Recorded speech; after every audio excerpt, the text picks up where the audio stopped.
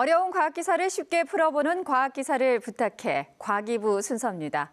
이 엑소라는 이름으로 활동 중인 과학 커뮤니케이터 이선호님과 함께합니다. 어서 오십시오. 네, 반갑습니다. 네, 자 오늘은 어떤 과학 기사를 가지고 오셨나요?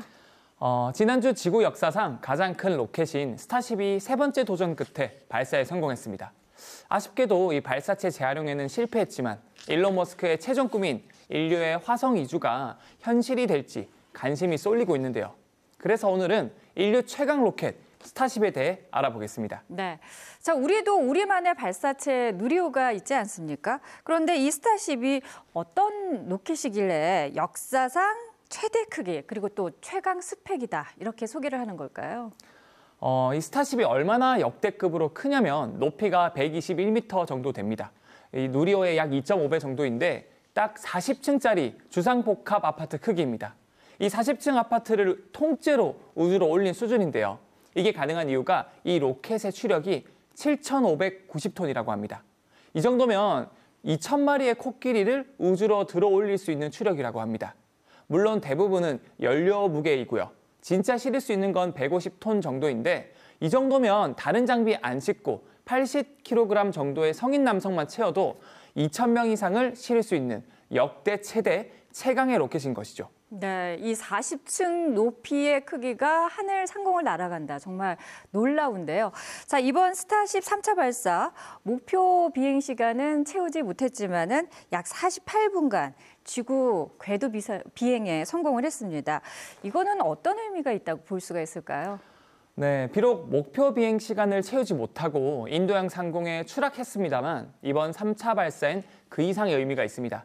먼저 엄청난 추력을 이겨내는 이 거대한 수송수단을 만들어냈고요.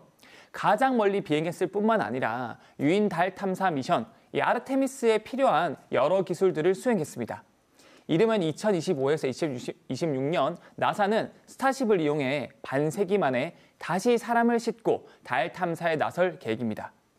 앞으로 이 스타쉽이 우주 탐사의 표준 운송수단이 된다는 말이죠. 앞서 말씀드렸듯이 일단 이 스타쉽은 가장 많은 화물을 실을 수 있습니다. 택배 배송하는데 이 묶음 배송이 되고 또 많은 배송이 되면 또 좋고 이것뿐만 아니라 배송비가 저렴하면 좋은 것처럼 이 스타쉽도 화물 수송 비용이 전 세계 모든 로켓 중에서 가장 저렴합니다.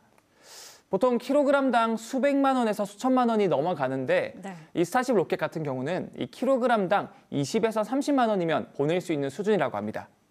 만약 스타쉽이 최종 성공해서 상업 운용을 시작한다면 우주 산업은 천지개벽 수준의 변화를 겪게 될 것으로 예측하고 있습니다. 네, 제가 알고 있기로는 로켓을 발사하는데 어마어마한 비용이 든다고 알고 있는데 이렇게 스타쉽의 발사 비용이 저렴한 이유가 있을까요?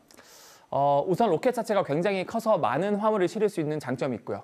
또 로켓을 한 번 쏘고 버리는 게 아니라 이 로켓을 지구로 돌아오게 해서 다시 쓸 수 있기 때문입니다. 일단 스타쉽 구조를 보면요. 이 스타쉽 아래쪽엔 1단 발사체인 이 슈퍼 헤비가 있고요. 그 위에 2단 발사체인 스타쉽이 있습니다. 우리도 택배 받으면 이 기사님께서 한 번에 오는 게 아니잖아요. 1차로 이 택배가 간선 하차 통해서 어디 허브에 한번 도착했다가 거기서 다시 집화해서 최종적으로 다른 택배 기사분께서 우리 집까지 2차로 택배 기사님이 보내주시거든요. 똑같습니다.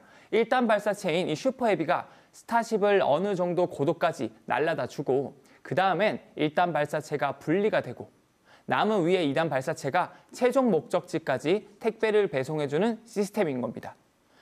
실제 저번 주에 보기 좋게 우주까지 올라가는 건 성공을 했고요. 그리고 앞으로의 최종 목표는 1단 발사체와 2단 발사체 모두 지구로 회수해 재활용하는 것이죠.